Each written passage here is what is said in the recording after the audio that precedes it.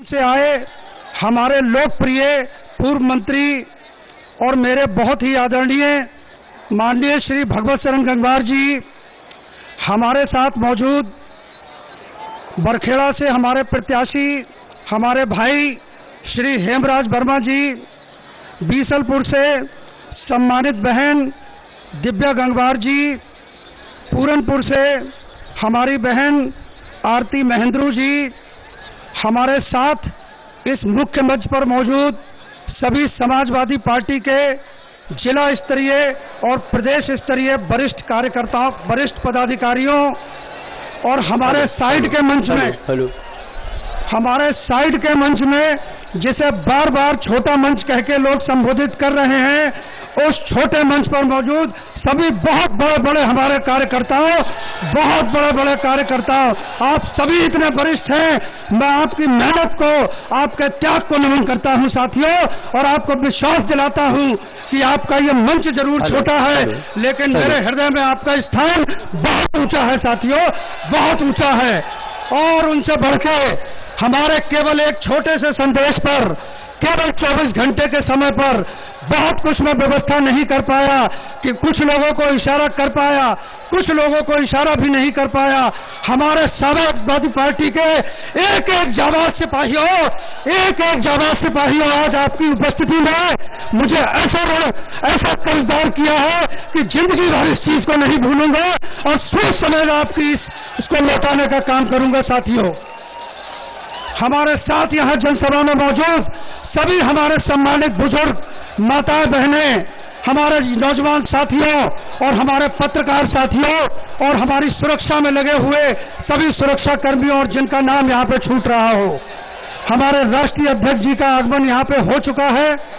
और मेरे यहाँ पे आने का मकसद, इस जनसभा होने का मकसद मुझसे बेहतर आप लोग जानते हैं, और आप सभी यहाँ पर 23 फरवरी आने का इंतजार कर रहे हैं कि कब 23 फरवरी आए और जल्दी से हम लोग साइकिल वाले खाने में बटन दबाकर इस जुल्मी सरकार को उखाड़ फेंकें। इधर से कोई नहीं आएगा, इधर से कोई नहीं आएगा, यहाँ आप लाइन छोड़ जाओ।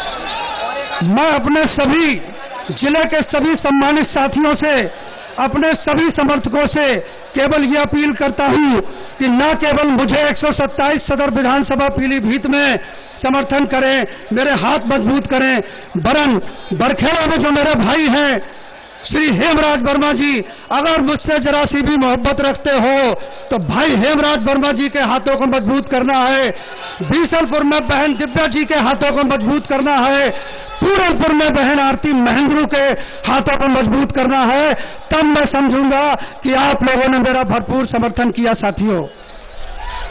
क्योंकि ये एक लड़ाई, ये केवल सदर विधानसभा पीलीभीत की लड़ाई नहीं, केवल जिला पीलीभीत की लड़ाई नहीं, ये उत्तर प्रदेश में हमारे लोकप्रिय नेता माननीय श्री अखिलेश यादव जी को पुनः प्रचंड बहुमत से मुख्यमंत्री बनाने की लड़ाई है।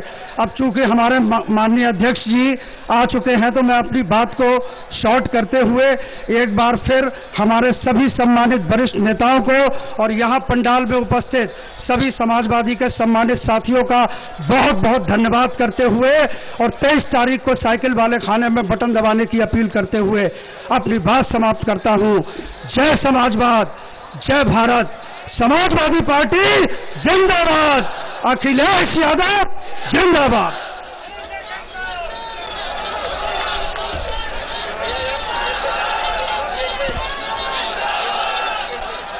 मैं गेट पर जो सुरक्षा कर्मी हैं, मैं उनसे अनुरोध करूंगा जो हमारे सम्मानित लोग आ रहे हैं उन्हें आने दें।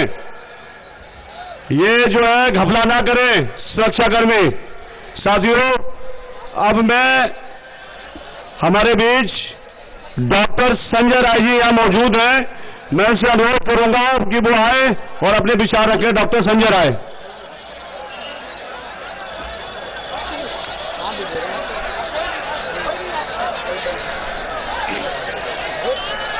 यहाँ पीलीभीत आवाज नहीं आ रही है, यहाँ पीलीभीत पर मौजूद सभी साथियों का मैं बहुत बहुत अभिनंदन करता हूँ एवं वंदन करता हूँ।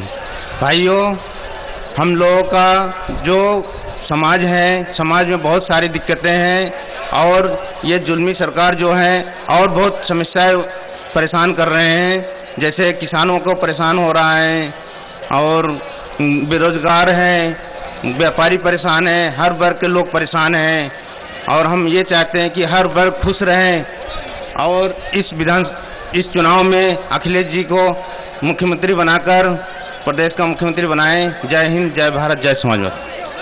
हमारे बीच हम सब लोगों के नेता भावी मुख्यमंत्री अखिलेश यादव जी आता है।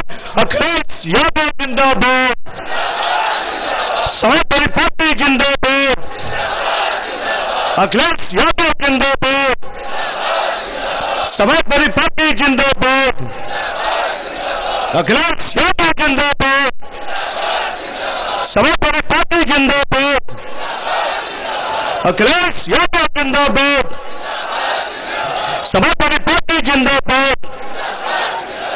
अभी तो ली अगराई है,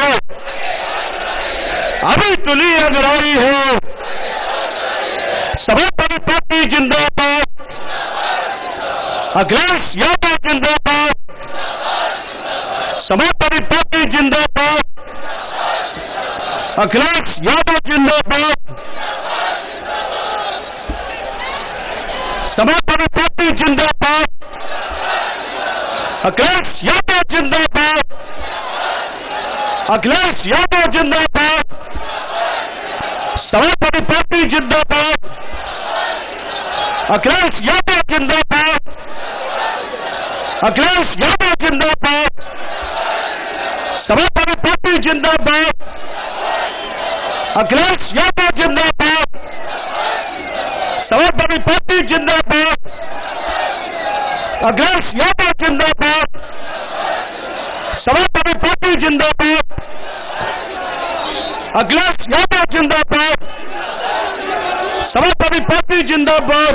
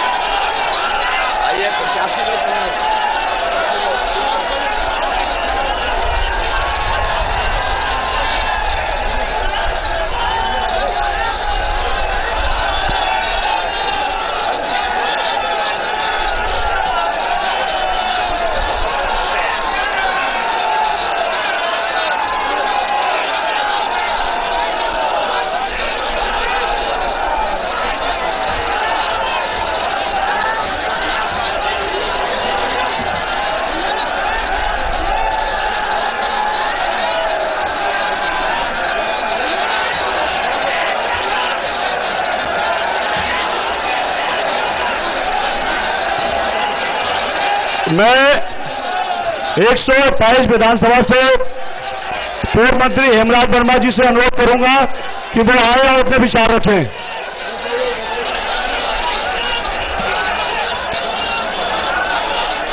आज माननीय राष्ट्रीय अध्यक्ष और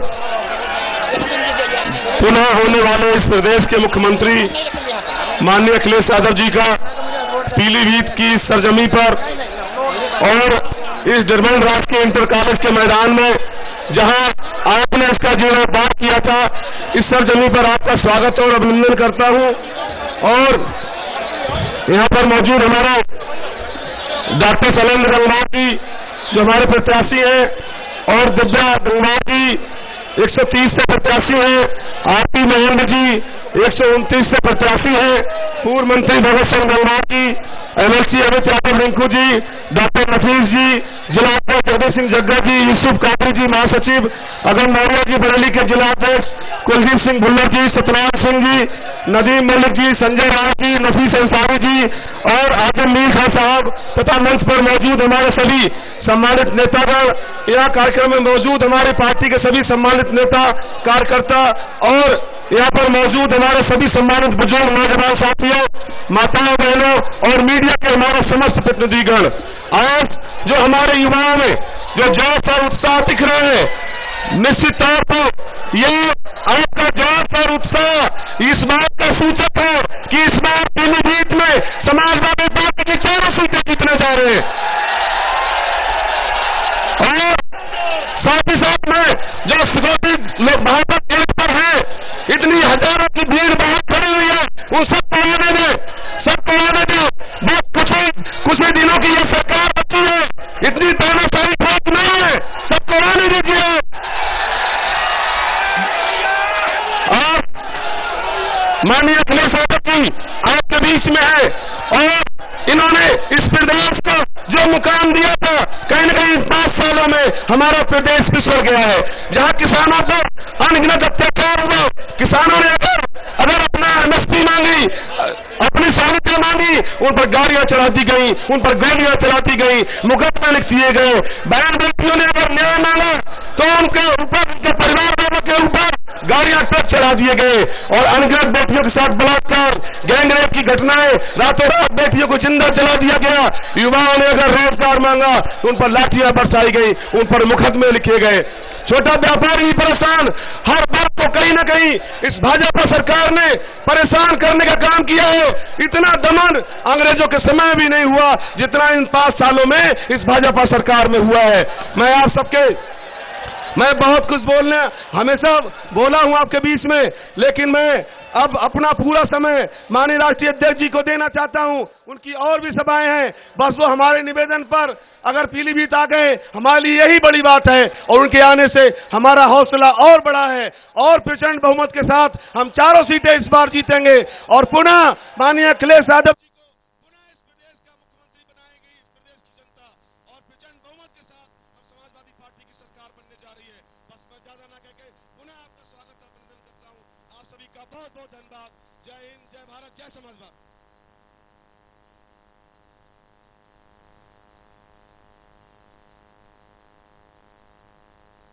मैं हम सब लोगों के नेता और अपने महबूब नेता आदरणीय अखिलेश यादव जी से अनुरोध करूंगा, राष्ट्रीय अध्यक्ष एवं भावी मुख्यमंत्री जी, कि हम सब लोगों को दिशा निर्देश दें।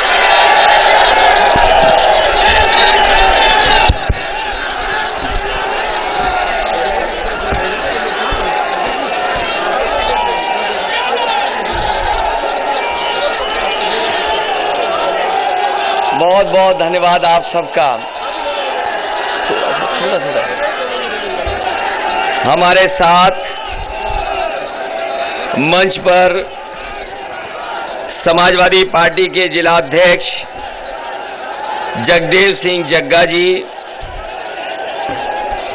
यहाँ पर मंच पर हमारे साथ समाजवादी पार्टी और गठबंधन के प्रत्याशी पीलीभीत विधानसभा से डॉक्टर शैलेंद्र गंगवार जी, दूसरे हमारे प्रत्याशी बरखेड़ा विधानसभा के समाजवादी सरकार में रहे पूर्व मंत्री हेमराज वर्मा जी, पूरनपुर विधानसभा से समाजवादी पार्टी और गठबंधन की प्रत्याशी श्रीमती आरती महेंद्र, बीसलपुर विधानसभा से समाजवादी पार्टी और गठबंधन की प्रत्याशी श्रीमती दिव्या गंगवार जी, संचालन कर रहे यूसुफ कादरी जी, आरएलडी के पदाधिकारी मंजीत सिंह जी, एमएलसी अमित यादव, सतनाम सिंह जी, पूर्व में रहे मंत्री भगवत शरण गंगवार जी, डॉक्टर नसीम अहमद साहब, समाजवादी पार्टी के प्रदेश के संगठन में कुलदीप सिंह भुल्लर जी, राजकुमार राजू, आनंद सिंह यादव जी और बड़ी संख्या में समाजवादी पार्टी, आरएलडी और संगठन के सभी हमारे पदाधिकारी इस चुनाव के कार्यक्रम में उपस्थित बड़ी संख्या में हमारे आदरणीय बुजुर्ग, किसान भाई, माताएं, बहनें, नौजवान साथी, पत्रकार बंधुओं, मैं सबसे पहले इस कार्यक्रम में उपस्थित आप सबका बहुत बहुत धन्यवाद और आभार भी प्रकट करना चाहता हूं। मैं देख रहा हूं इस मैदान को,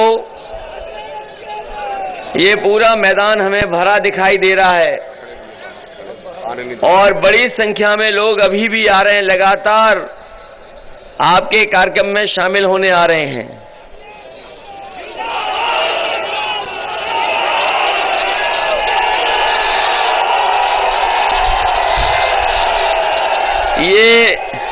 ये जो उत्साह और जोश दिखाई दे रहा है, ये जोश और उत्साह बता रहा है कि आपको पहले और दूसरे चरण में जो वोट पड़ा है उसकी जानकारी है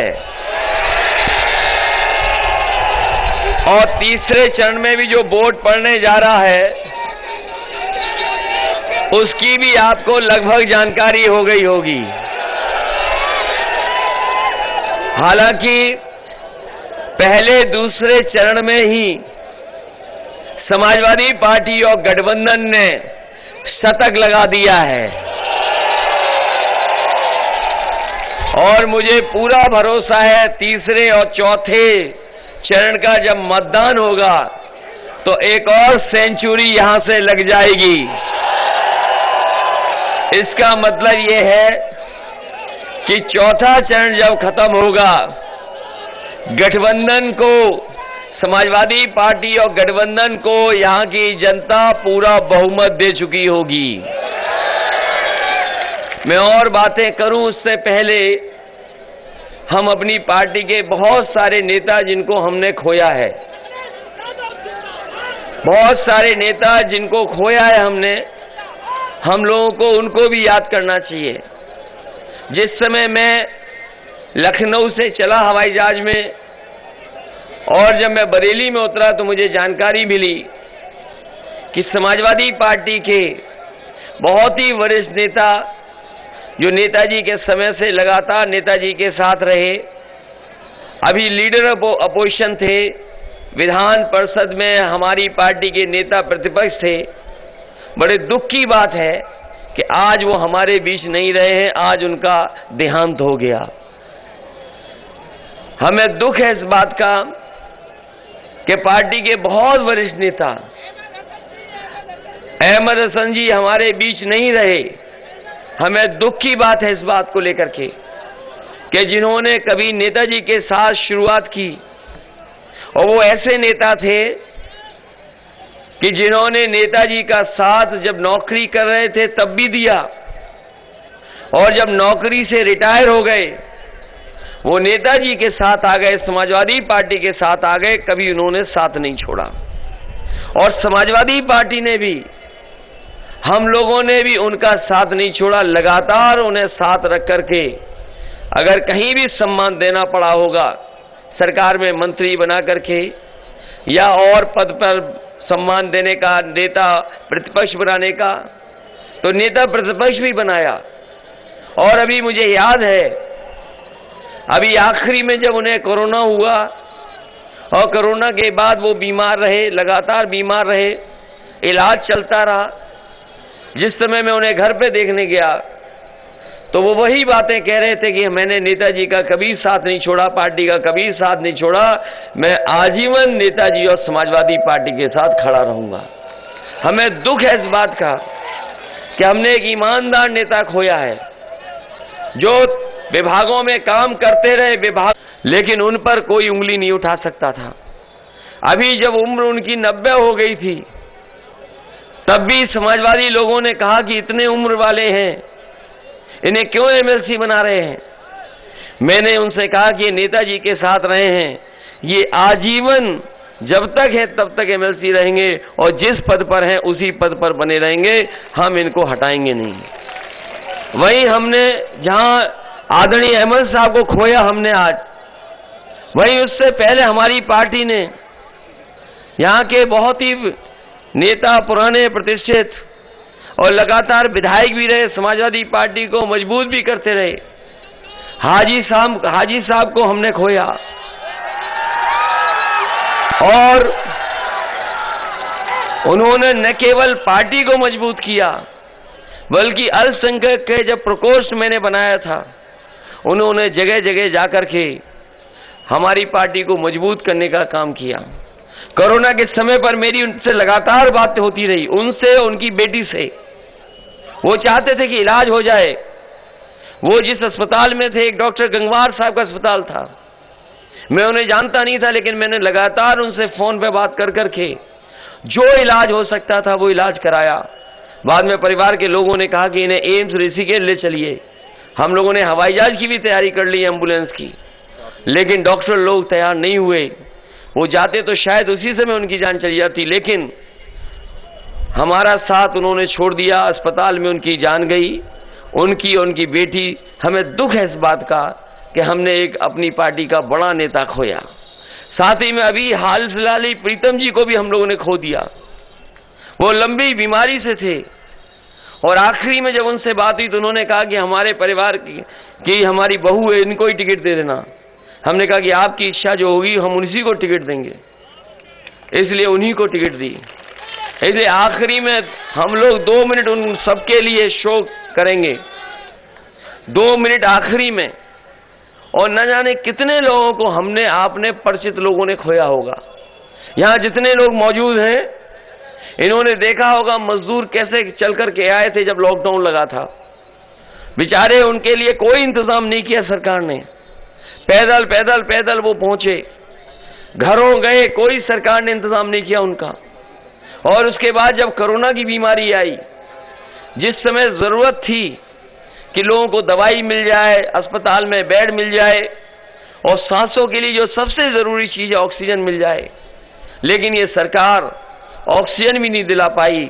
और इसने, सरकार ने हमारे गरीबों को अनाज छोड़ने का काम किया। जिस समय सबसे ज्यादा सरकार को मदद करनी चाहिए थी, उस समय हमारे गरीबों को अनाज छोड़ने का काम किया। न जाने कितने लोगों के परिचित लोग बीमार हुए होंगे और बहुत सारे लोगों की जान भी चली गई होगी। हमें दुख है इन बातों को लेकर के, लेकिन सवाल सबसे बड़ा ये है कि ये उत्तर प्रदेश का जो चुनाव होने जा रहा है, ये कोई छोटा मोटा चुनाव नहीं है। ये उत्तर प्रदेश के भाग्य को, उत्तर प्रदेश के भविष्य को तय करने वाला चुनाव है। न केवल भविष्य के साथ साथ हमें अपने देश का लोकतंत्र भी बचाना है, उसका भी चुनाव है। और संविधान बचेगा कि नहीं बचेगा, इसका भी चुनाव है। हमारे किसान भाई जानते होंगे, ये सरकार ऐसी है जिसने किसी की परवाह नहीं की। हमने और आपने जलियांवाले बाग की कहानी कितनी सुनी है, कितनी बार हम और आप लोग देखते हैं, समझते हैं बात को। अगर आजाद भारत में जलियांवाले जैसी घटना अगर कहीं हुई थी तो लखीमपुर में हुई थी। एक जीप सर किसानों को कुचल दिया, किसानों की जान गई। न केवल यहां पर जान गई हमारे किसानों की, बल्कि आपने दिल्ली में देखा होगा, किसान आंदोलन करता रहा, उस आंदोलन को खत्म करने के लिए कीलें लगाई गई, बोल्डर लगाए गए। और जो कुछ सरकार कर सकती थी, एफआईआर दर्ज कराने से लेकर के उनके घरों पे छापा, और अगर निकलते थे तो जगह जगह पर बैरिकेडिंग। लेकिन हम अपने किसानों को बधाई देंगे कि किसान हमारा पीछे नहीं हटा, अंततः सरकार को पीछे हटना पड़ा और तीनों काले कानून वापस हो गए। तीनों कानून वापस हुए हैं। और याद रखना साथियों, ये सही, हम बधाई देते हैं अपने किसानों को, लेकिन साथ ही साथ बीजेपी वाले बहुत ही होशियार लोग हैं। वो जानते थे कि उत्तर प्रदेश और पंजाब का चुनाव होने जा रहा है, जहां किसान आंदोलन कर रहे थे, उससे सरकार झुकी। वहीं उन्हें यह भी पता था कि अगर काले कानून वापस नहीं हुए तो हो सकता है जिस तरीके से पंजाब में कोई रैली में किसान नहीं आया, खाली कुर्सियां देखने को मिली, इस बार भी अगर चुनाव होता और काले कानून होते, हो सकता था किसान इनके एक भी वोट न देता, उत्तर प्रदेश से और पंजाब से खाली हो जाती भारतीय जनता पार्टी। इसलिए वोट के लिए इन्होंने फैसला लिया है। हमें और आपको सावधान रहना पड़ेगा, चुपके से ये कोई भी कानून ले आएंगे। इसलिए किसान भाइयों, हमें अपनी जमीन बचाने के लिए, हमें अपनी खेती बाड़ी बचाने के लिए, हमें कम से कम अपनी मेहनत की कीमत मिल जाए, फसल की सही कीमत मिल जाए, उसके लिए और भविष्य में हम अपने परिवार के लोगों को क्या जमीन देकर के जाएंगे, उसके लिए भी ये चुनाव सबसे महत्वपूर्ण चुनाव है कि भारतीय जनता पार्टी हो सकता है पीछे से कोई कानून ले आए। इसलिए हमें सावधान रहना पड़ेगा। और हम तो जानते हैं कि अगर काका गए हैं तो बाबा भी चले जाएंगे। अगर काका गए हैं, ये इसलिए शॉर्ट फॉर्म बोल रहे हैं कि ये भारतीय जनता पार्टी वाले बड़े शॉर्ट फॉर्म बना रहे हैं आजकल ABCD के। तो काका गए हैं तो बाबा भी चले जाएंगे। काका मतलब है काले कानून। काका का मतलब है काले कानून। अगर काका गए हैं तो बाबा भी जाएंगे, इन्हें कोई रोक नहीं सकता। बताओ जाएंगे कि नहीं जाएंगे? और पैदल पैदल तो पहले ही कर दिए गए थे। पैदल पैदल तो पहले ही कर दिए गए थे। अब चुनाव लड़ने भी अपने घर पहुंच गए हैं। ये उत्तर प्रदेश की जनता भारतीय जनता पार्टी को माफ नहीं करेगी। उत्तर प्रदेश का किसान, नौजवान, व्यापारी इस बार भारतीय जनता पार्टी को उत्तर प्रदेश से साफ कर देगी। इनके भाषण सुनिए आप, भाषण सुनते होंगे आप, इनके भाषण सुनते होंगे आप। इनके जो छोटे नेता हैं वो छोटा झूठ बोल रहे हैं, और जो नेता हैं, थोड़े बड़े नेता हैं, वो बड़ा झूठ बोल रहे हैं। और जो सबसे बड़े नेता हैं वो सफेद झूठ बोल रहे हैं और सबसे बड़ा झूठ बोल रहे हैं। बताओ झूठ बोल रहे हैं कि नहीं झूठ बोल रहे हैं? इनसे ज्यादा झूठी पार्टी कोई अगर हो तो बता दो हमें। हमारे किसान भाई जानते होंगे, ये कह रहे थे कि किसानों के हम आय दोगुनी कर देंगे। बताओ पीलीभीत भाइयों, पीलीभीत के किसान भाइयों, ये तो मेहनत करने वालों का जिला है, यहाँ खेती करने वाले लोग हैं। बताओ कौन सी फसल की आपको आय दोगुनी हो गई है? अगर किसी की आय दोगुनी हो गई हो तो बताओ हमारे किसान भाइयों।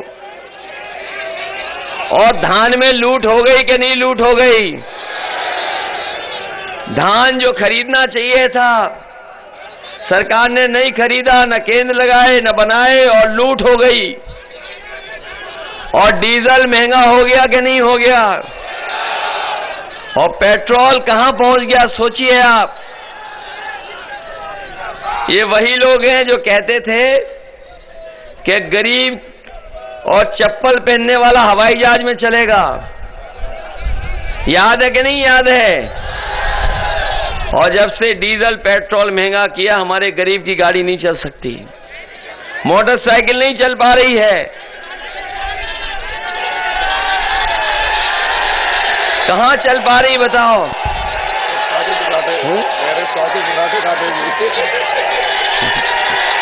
ये इन्होंने, मैं जानता हूं जो इशारा आप कर रहे हो, क्योंकि साइकिल को न पेट्रोल न डीजल की जरूरत, केवल पैडल और मेहनत की जरूरत है। इस बार साइकिल की कोई रफ्तार नहीं पकड़ सकता। और मैं कह रहा हूं आपसे, आप देख लेना, जिस समय पीलीभीत वाले वोट डाल देंगे, जब पीलीभीत वाले वोट डाल देंगे तो देखना बीजेपी के बूथों पर भूत नाचेंगे, कोई आदमी नजर नहीं आएगा। ये मैं जानता हूं, साइकिल वाले बैठे हैं साहब। बताओ खाद मिल गई कि नहीं मिल गई? और न DAP मिली आपको। और अगर बोरी देखी होगी तो बोरी में चोरी हो गई कि नहीं हो गई? हमारे किसानों को रात भर रखवाली करनी पड़ रही है खेतों की। तो घरों में जा रहे हैं, खेती की रखवाली करनी पड़ रही है। बताओ पीलीभीत के किसानों रखवाली करनी पड़ रही कि नहीं करनी पड़ रही? और एक गौशाला जो बनाई थी उसका पूरा पैसा खा गए भारतीय जनता पार्टी के लोग। और हमारे बाबा मुख्यमंत्री जी का जो प्रिय जानवर है वो जानते हो कौन सा है?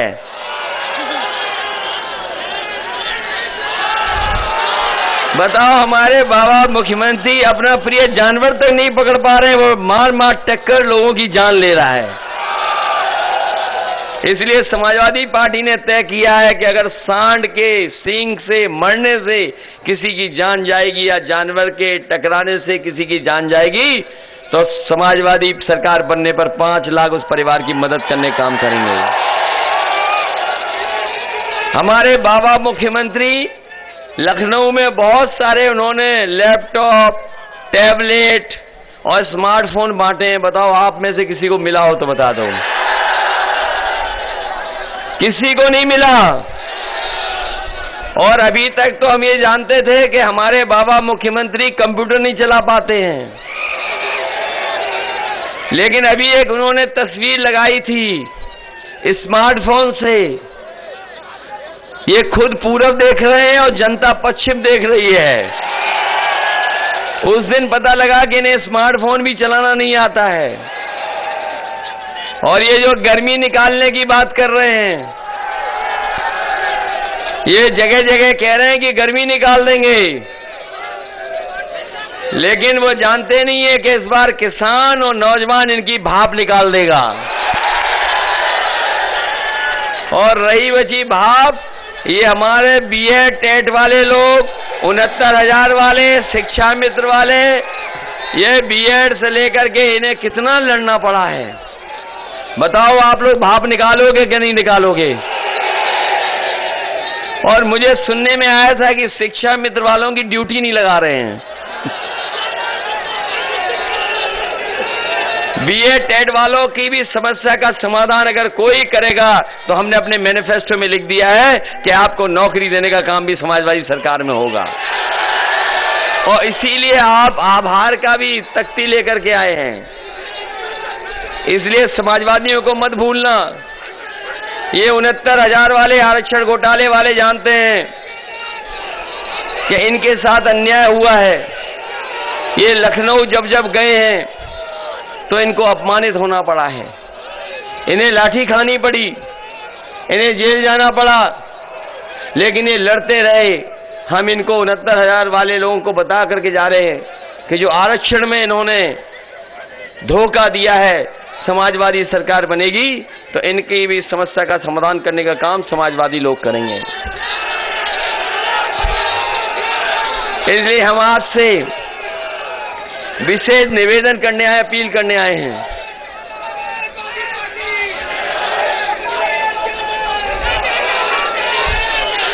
मैं जानता हूं बहुत परेशान रहे हो आप, आपको बहुत लड़ना पड़ा, बहुत लड़ना पड़ा आपको। इसलिए हम आपसे निवेदन करना चाहते हैं कि ये चुनाव कोई छोटा मोटा चुनाव नहीं है। जो कुछ भी है, बीजेपी के सब नेता उत्तर प्रदेश में आ गए हैं। कहीं से भी जहां भी खाली है इनके नेता, उत्तराखंड खाली हो गए, वो सब आ गए। आपके हरियाणा वाले खाली हैं, वो सब आ गए। यूपी, मध्य प्रदेश वाले आ गए, और गुजरात वाले भेष बदल के घूम रहे हैं, बहुत सावधान रहना, वो भी आ गए हैं। लेकिन कुछ लोग तो हवा देखी उन्होंने, यहां उत्तर प्रदेश में हवा किसकी चल रही है, वो अपने कपड़ों का रंग बदल करके चुपचाप भाग गए यहां से। इसलिए आपसे मैं कहना चाहता हूं, ये चुनाव बहुत बड़ा चुनाव है। आपने अखबारों में पढ़ा होगा, अभी 28 बैंकों का पैसा लेकर के एक बहुत बड़ा उद्योगपति पैसा लेके भाग गया। भाग गया कि नहीं भाग गया? आप हम लोग अगर कहीं बैंकों से कुछ पैसा ले लेंगे तो बैंक हमारे पीछे पड़ जाती है। और अगर आपने जमीन या मकान कुछ रख दिया होगा बैंक को, तो समझ लो आपके घर मकान बैंक ले लेती है, नीलामी करा देते हैं।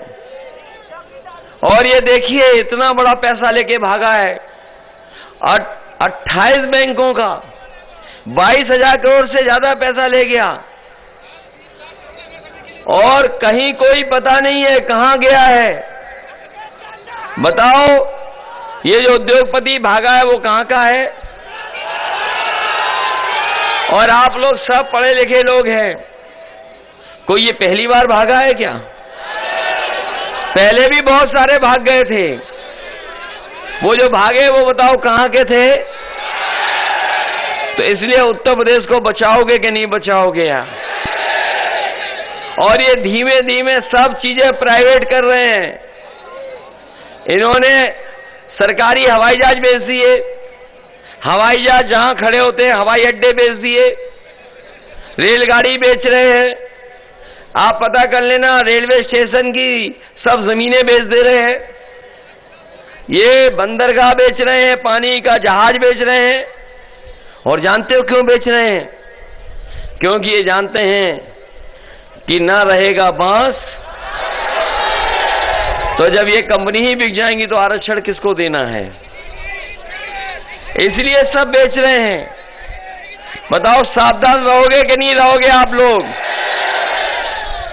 इधर बताओ कितनी बेरोजगारी बढ़ गई। बड़े बड़े विज्ञापन लगाए बाबा मुख्यमंत्री ने लखनऊ से लेकर के दिल्ली तक कि लाखों लाख हमने नौजवानों को नौकरी दे दी है, लेकिन कहीं नौकरी नहीं दी। कहीं नौजवानों नौकरी मिली हो तो बता दो। बहुत सारे नौजवान हैं जिनने मेहनत करके पढ़ाई पढ़ी है, अच्छी डिग्री हासिल कर ली, अच्छी अच्छी पढ़ाई कर करके घर बैठे हैं, कोई सरकारी नौकरी नहीं निकाल रहे हैं, और अगर रोजगार भी मिल जाए उसके लिए अवसर नहीं बना रहे हैं। इन्होंने बड़े बड़े लखनऊ में आयोजन किए थे जिसमें बड़े बड़े उद्योगपति बुलाए गए थे, लेकिन उद्योगपति आए, उत्तर प्रदेश में रहे 1-2 दिन, लेकिन उत्तर प्रदेश में कोई कारखाना उद्योग नहीं लगाया है। अगर पीलीभीत में कोई बड़ा कारखाना लगा हो तो बता दो हमें। किसानों को कोई सुविधा देने के लिए बड़ा काम किया हो तो बता दो। न कारखाने लगे न उद्योग लगे, तो बताओ नौकरी और रोजगार कहां मिलेगी? इसलिए समाजवादियों ने कहा है कि ये जो बाबा मुख्यमंत्री जी जगह जगह कह रहे हैं कि गर्मी निकाल देंगे, मैं उनसे कहना चाहता हूं समाजवादी सरकार आएगी तो नौजवानों के लिए फौज में और पुलिस में नौकरी निकाल करके इनका भाग्य बनाने का काम करेंगे। और न केवल फौज में पुलिस में, बल्कि 11 लाख पद खाली हैं उत्तर प्रदेश में। 11 लाख पद हैं जो सरकारी खाली हैं, उन पदों को भी भर करके 11 लाख नौजवानों का भविष्य बनाने का काम समाजवादी सरकार में होगा। इधर आपने देखा होगा बिजली का बिल जब आता है तो करंट लग रहा है कि नहीं लग रहा है?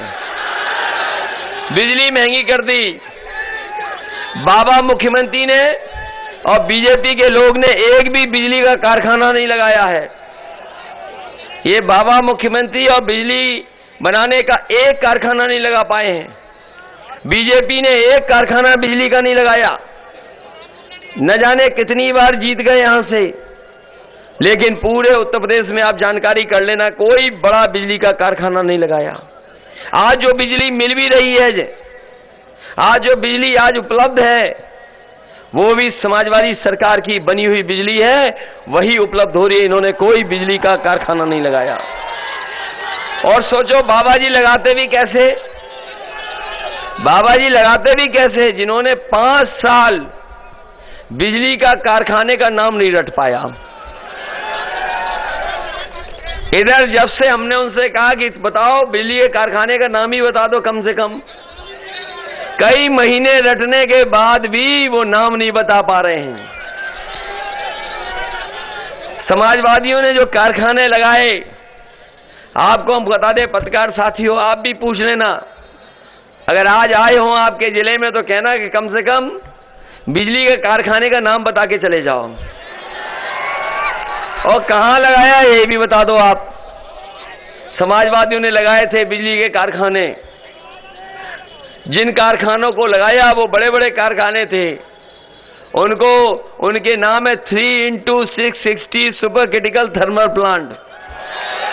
बताओ बाबा जी कह सकते हैं कि 3x660 super critical thermal plant? इसीलिए बिजली नहीं बनाई, केवल बिजली के बिल भेज रहे हैं। समाजवादियों ने तय किया है कि घरेलू बिजली के लिए 300 यूनिट माफ होगी, कोई बिजली का बिल 300 यूनिट के लिए नहीं देना पड़ेगा। और अपने किसानों को सिंचाई के लिए बिजली फ्री, कोई पैसा किसानों को नहीं देना पड़ेगा। जब से समाजवादियों ने 300 यूनिट फ्री कहा है, भारतीय जनता पार्टी की बिजली गुल हो गई है और ट्रांसफार्मर फूक गया है।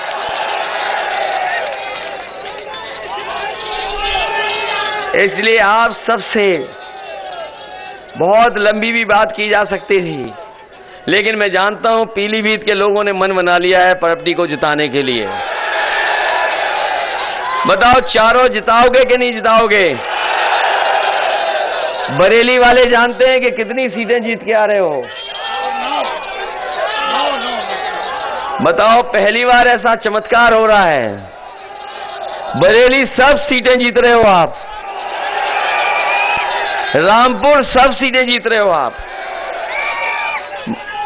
और ये तीसरे चरण में वोट पड़ने जा रहा है, वो हमारा भी वोट पड़ेगा।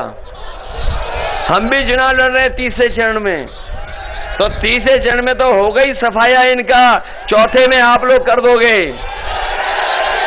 बताओ करोगे सफाया क्या नहीं करोगे? और बीजेपी के लोग भी नहीं चाहते बीजेपी जीते, बताओ आप। कम से कम जो सच के साथ खड़े हैं वो समाजवादियों की मदद कर रहे हैं। बताओ मदद है कि नहीं है? इस बार जिताइए, और आरएलडी भी साथ है अब तो। इसलिए हम आपसे निवेदन करके जा रहे हैं कि यहाँ के किसान और सिख भाइयों ने बहुत मुकाबला किया बीजेपी का, बहुत मुकाबला किया। इतना मुकाबला कोई कर नहीं सकता था, इतना मुकाबला कोई नहीं कर सकता था। यहाँ के लोगों ने मुकाबला किया। इसलिए हम कहना चाहते हैं आपसे, ये लोग जो सत्ता में बैठे लोग हैं, इन्हें किसान का दुख नहीं समझ में आ रहा है। नौजवानों के सामने जो रोजगार और नौकरी का संकट है वो समझ में नहीं आ रहा है। जो महंगाई बढ़ रही है वो दिखाई नहीं दे रही है, और जो गरीबों को हमारा इलाज और पढ़ाई नहीं मिल पा रही। और कोरोना के समय पर सब बर्बाद हो गई, पढ़ाई के नहीं बर्बाद हो गई, बच्चों की सब पढ़ाई बर्बाद कर दी, और इलाज भी हमारे लोग सरकारी नहीं करा पाए। ये जो एम्बुलेंस चलती थी, अभी याद दिला देना, जिस विधानसभा गए मुझे याद दिला देना। आप बताइए, एम्बुलेंस जो समाजवादियों ने चलाई थी वो भी हमारे बाबा मुख्यमंत्री ने खराब कर दी, चल नहीं पा रही। गरीबों के इलाज के लिए गांव पहुंच जाती। हमने फैसला लिया है जहां हमारे गरीबों का यहीं इलाज हो जाए, अस्पताल के लिए पैसा और अच्छा बनाने का काम, और साथ ही साथ अगर एम्बुलेंस बढ़ानी पड़ेंगी तो एम्बुलेंस बढ़ा करके हम गरीबों की और गांव में रहने वालों की मदद करने का काम करेंगे। ये 100 नंबर जो थी पुलिस को व्यवस्था, यहां तो हमारे बहुत सारे साथी होंगे, जानते होंगे ये दुनिया में जिस तरीके से पुलिस चलती है, अमेरिका में न्यूयॉर्क में जो पुलिस का काम होता था उस तरीके से मैंने बनाने का काम किया था। वहां हमने यहाँ के अधिकारी भेजे, सीख करके आए, और एक प्रोफेसर वेंकट को मैंने सरकार के साथ रखा, जिससे कि कम से कम पुलिस को अच्छे काम करने के लिए 100 नंबर गाड़ी की व्यवस्था हो जाए। 100 नंबर की गाड़ी की व्यवस्था की। लेकिन जब से हमारे बाबा मुख्यमंत्री ने 100 से 112 किया है, हमारी पुलिस का कबाड़ा कर दिया। और इस डबल इंजन की सरकार में कोई चीज डबल हुई है तो वो भ्रष्टाचार और महंगाई। इसलिए हम आपको कह करके जा रहे हैं, गन्ने का भुगतान को लेकर के जिस समय चुनाव चल रहा था, पहले चरण में हमने कहा कि हमें किसानों की मदद के लिए अगर बजट से अलग से पैसा रखना पड़ेगा तो अलग से पैसा रखेंगे, जिससे हमारे किसानों को गन्ने के भुगतान के लिए कहीं आंदोलन नहीं करना पड़े। 15 दिन के अंदर पूरा का पूरा भुगतान उनका कराने का काम करेंगे। हमारे किसानों को उनकी फसल का एमएसपी मिल जाए, उसके लिए सरकार, चाहे हमें केंद्र बनाने पड़े खरीद के, चाहे व्यवस्था में बदलाव लाना पड़े, समाजवादी लोग बदलाव ला करके हम अपने किसानों को हर फसल की एमएसपी दिलाने का काम समाजवादी सरकार में करेंगे। मुझे याद है जब मैं इस स्कूल में आया था, ये कभी अंग्रेजों के जमाने का बना हुआ था। जो कुछ ठीक कर पाए वो आखिरी में ठीक कर पाए। अगर इस स्कूल को और बड़ा बनाने के लिए, और सुविधाएं देने के लिए, और नए जमाने की पढ़ाई के हिसाब से कोर्स चलाने के लिए अगर हमें इसमें व्यवस्था बनानी पड़ेगी, इसके साथ साथ और जो हमारे सरकारी स्कूल हैं उनकी व्यवस्था को सुधारने के लिए भी समाजवादी सरकार में मदद करने का काम करेंगे। हमारे कर्मचारी जानते होंगे, पुरानी पेंशन बहाल को लेकर के वो आंदोलन कर रहे थे। समाजवादी पार्टी ने तय कर दिया है कि पुरानी पेंशन हम कर्मचारियों की बहाल कर करके उनको भी सुविधा देने का काम करेंगे। इन्हीं शब्दों के साथ मैं आप सबका धन्यवाद और आभार प्रकट करता हूं इस ऐतिहासिक कार्यक्रम के लिए, इस सफल कार्यक्रम के लिए, इस ऐतिहासिक जन समर्थन के लिए, और इस भरोसे के साथ कि आप लोग समाजवादियों की सरकार बनवा दोगे। बताओ, सरकार बनाओगे कि नहीं बनाओगे? बताइए, सरकार बनेगी कि नहीं बनेगी? बीजेपी के धोखे में तो नहीं आ जाएगा कोई? बीजेपी साजिश भी कर सकती है, षड्यंत्र भी कर सकती है। सावधान रहोगे कि नहीं रहोगे? महंगाई के खिलाफ वोट डालोगे कि नहीं डालोगे? ये जो झगड़ा लगाते हैं इसके खिलाफ मतदान करोगे कि नहीं करोगे? और मतदान कर देना, गंगा जमुनी तहजीब और जो हमारी मिली जुली संस्कृति है उसको बचाने के लिए भी एक एक वोट साइकिल के चुनाव पर डाल कर देना आप। इसलिए मैं कहना चाहता हूं कि जो हमारा साथी पुल का कह रहा था, तो हमारे जो साथी कह रहे हैं और इन्हें जिताइए, ये लोग समय समय पर हमें बताते रहेंगे, चाहे सड़क हो, पुल हो, बिजली हो, स्वास्थ्य हो, शिक्षा के क्षेत्र में अगर हमें बड़ा काम करना पड़ेगा तो करेंगे। इसके साथ साथ अपने बीएड टेट वाले लोग हैं, तुम्हारी मदद होगी, 69,000 मदद होगी, शिक्षा मित्रों की मदद होगी। और वहीं अगर हमें रोजगार की संभावनाओं को ढूंढते हुए कहीं भी किसी तरह का अगर हमें मदद करनी पड़ेगी, टूरिज्म के क्षेत्र में भी कुछ बढ़ावा देना पड़ेगा तो बढ़ावा देंगे। और किसानों की सुविधाओं को लेकर के अगर हमें मंडी का सब कुछ ठीक करना पड़ेगा जिससे कि हमारे किसानों को एमएसपी मिल जाए, वो भी इंतजाम करेंगे। वहीं हमारे बंगाली समाज के बहुत बड़ी संख्या में लोग रहते हैं।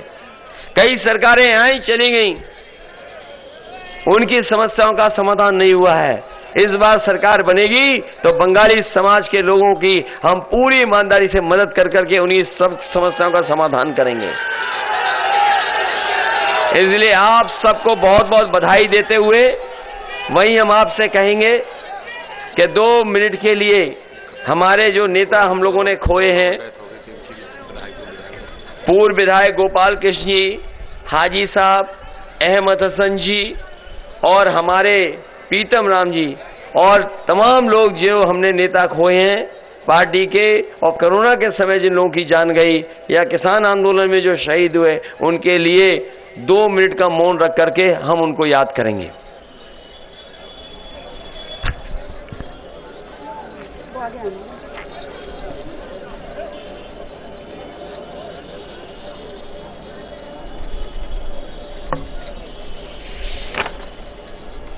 ओम शांति।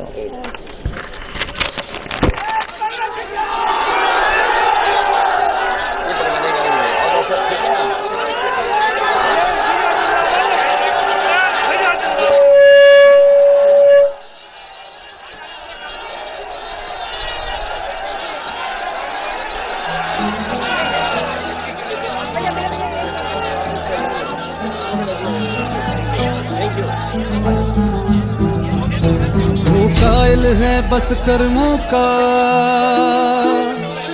सम्मान करे सब धर्मों का, वो साथी है मजदूरों का, वो साहस है मजबूरों का, हमदर्द जवानों का है वो, और दोस्त किसानों का है वो, इंसाफ है उसकी आंखों में, वो एक है सचमुच लाखों में, वो धूप में साया बनता है, अब उसके पीछे जनता है। 10 मार्च को चमकेगा तारा अपने उत्तर प्रदेश का, स्वागत है 10 मार्च को अखिलेश का, स्वागत है 10 मार्च को अखिलेश का, स्वागत है 10 मार्च को अखिलेश का, स्वागत है 10 मार्च को अखिलेश का।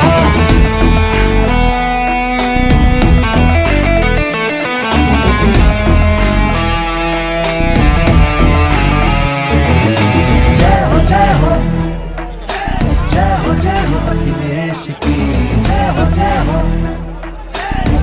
जय हो अखिलेश की। अब उसका उजाला बिखरेगा, उसे रोक लगाना मुश्किल है, आंधी से कोई जा कर कह दे सूरज को बुझाना मुश्किल है। 10 मार्च को चमकेगा तारा अपने उत्तर प्रदेश का, स्वागत है 10 मार्च को अखिलेश का, स्वागत है 10 मार्च को अखिलेश का, स्वागत है 10 मार्च को अखिलेश का, स्वागत है 10 मार्च को अखिलेश का, स्वागत है 10 मार्च को अखिलेश का, स्वागत है 10 मार्च को अखिलेश का, स्वागत है 10 मार्च को अखिलेश का, स्वागत है 10 मार्च को अखिलेश